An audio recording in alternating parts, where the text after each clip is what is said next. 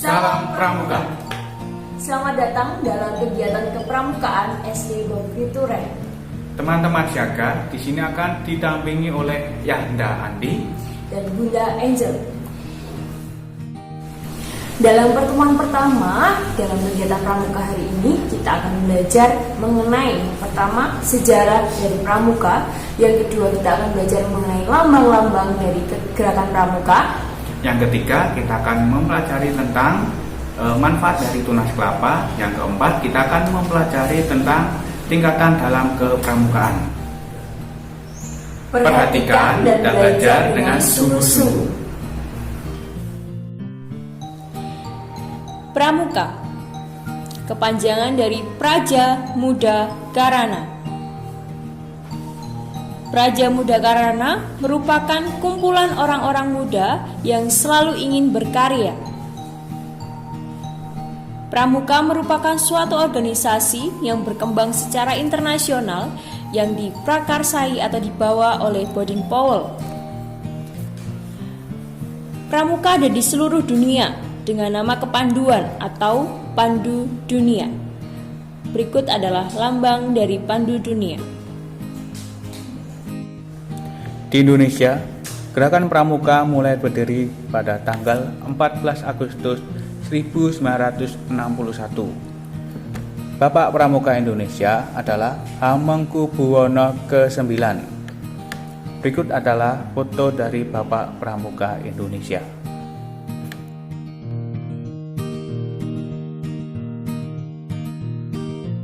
Kali ini kita akan membahas tentang arti lambang pramuka, yaitu tunas kelapa.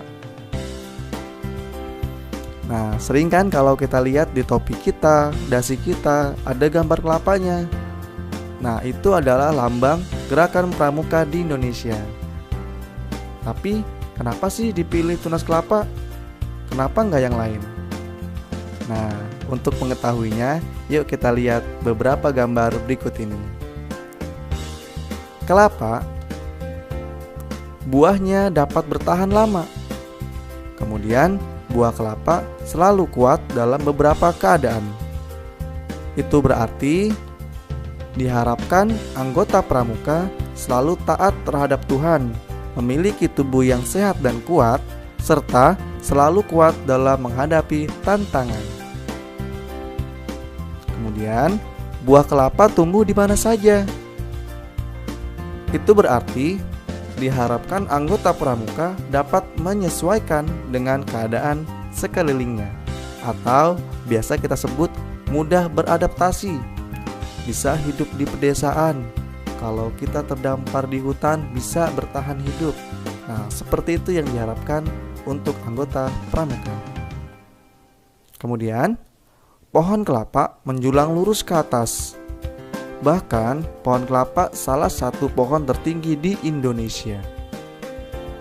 Nah, artinya diharapkan anggota pramuka memiliki cita-cita yang tinggi, seperti pohon kelapa itu, dan memiliki pendirian yang teguh, atau biasa kita sebut integritas. Kemudian, pohon kelapa tumbuh kuat dan erat di dalam tanah. Bisa dilihat ya, itu akarnya benar-benar lebat dan juga keras. Dia kuat sehingga diterpa oleh angin, dia masih tetap kokoh berdiri. Diharapkan anggota pramuka dapat berpegang kuat pada landasan yang baik. Jadi, dia tetap kokoh dan membela yang benar, bukan membela yang salah. Kemudian, kelapa merupakan pohon serbaguna. Mulai dari ujung daun hingga akar pohon kelapa sangat bermanfaat. Nah, untuk itu diharapkan anggota pramuka menjadi manusia yang berguna untuk tanah air Indonesia, Negara Kesatuan Republik Indonesia, dan seluruh umat manusia. Nah, jadi seperti itulah alasannya kenapa kelapa dijadikan lambang gerakan pramuka di Indonesia. Tingkatan dalam kepramukaan ditentukan oleh umur anggotanya dan dibagi menjadi 4 kelompok. 4 kelompok itu adalah siaga, penggalang, penegak, pandega.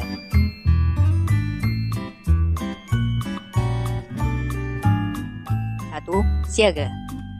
Siaga adalah sebutan bagi anggota pramuka yang berumur antara 7 sampai 10 tahun. Disebut pramuka siaga karena sesuai dengan kiasan masa perjuangan bangsa Indonesia ketika rakyat Indonesia menyiagakan dirinya mencapai kemerdekaan dengan berdirinya Budi Utomo pada tahun 1908 sebagai tonggak awal perjuangan bangsa Indonesia. Tingkatan dalam siaga berdasarkan pencapaian syarat-syarat kecakapan umum dapat digolongkan dalam 3 tingkatan, yaitu mula, bantu, dan tata. Kode kehormatan bagi pramuka siaga adalah Dwi Satya dan Dwi Dharma. Dua kode kehormatan yang disebutkan itu adalah standar moral bagi seorang pramuka siaga dalam bertingkah laku di dalam masyarakat. Satuan terkecil dalam pramuka siaga disebut barung. Setiap barung terdiri atas 6-10 orang pramuka siaga dan dipimpin oleh seorang pemimpin barung yang disebut dengan pinrung. 2. Penggalang. Penggalang adalah sebuah tingkatan dalam pramuka setelah siaga. Biasanya, anggota pramuka tingkat penggalang berusia dari 11 tahun hingga 15 tahun.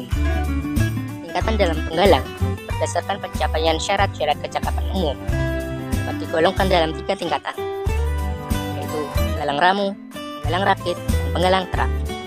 Satuan terkecil di dalam pramuka penggalang disebut dengan regu. Setiap regu terdiri atas 8-10 orang pramuka penggalang.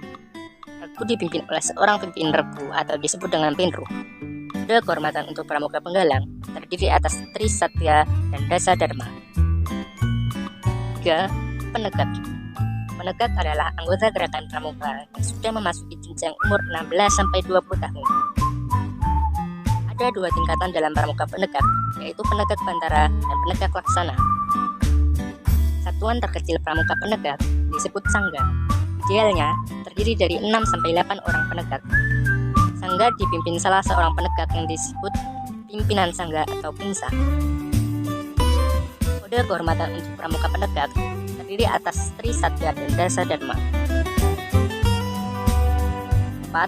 Pandega. Pandega adalah golongan pramuka setelah penegak. Anggota pramuka yang termasuk dalam golongan ini adalah berusia dari 21 tahun hingga 25 tahun.